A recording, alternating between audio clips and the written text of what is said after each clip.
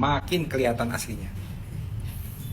Asal Kang Deddy tahu ya, rumah sakit RSUD Al-Ihsan ini adalah hibah dari Yayasan Al-Ihsan. Jadi sejak 93 rumah sakit ini dikelola oleh Yayasan Al-Ihsan. Lalu baru pada tahun 2004 dihibahkan kepada Pemprov Jawa Barat pengelolaannya. Dan saat itu pun namanya tidak diganti. Untuk apa? Untuk menghormati pendiri rumah sakit tersebut.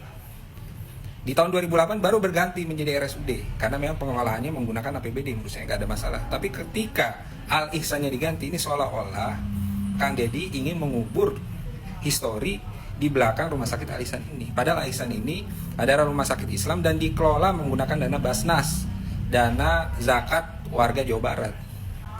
Gitu. Kalau tujuannya ingin mengangkat budaya Sunda, kenapa harus dibentur-benturkan dengan budaya Islam yang sudah melekat di rumah sakit tersebut? Mas Eko Widodo, terima kasih ya atas berbagai kritiknya terhadap diri saya.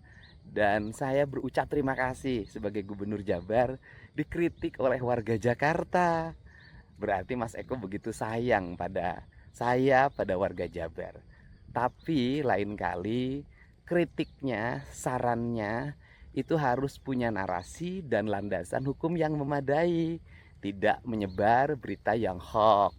Sebaiknya Mas Eko kalau menyampaikan sesuatu baca putusan Mahkamah Agung.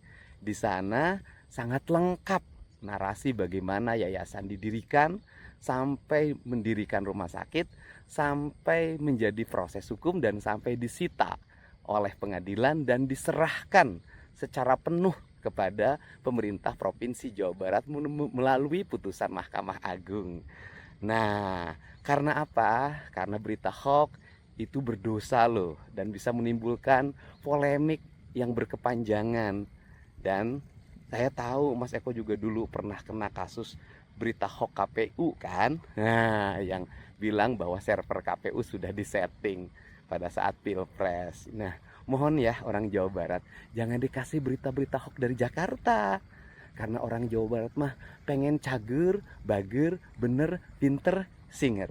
Kita bisa berpolitik dengan baik, kita bisa bermedia sosial dengan baik, dengan menggunakan narasi-narasi yang memberikan pendidikan bagi publik. Kritik boleh, tapi tidak boleh mengkritik dengan kebohongan, menggiring orang dengan tujuan tertentu. Kalau Mas Eko punya calon untuk ke depan, sampaikanlah keunggulan calon yang Mas Eko miliki. Tidak boleh menjatuhkan orang lain dengan cara-cara yang kotor.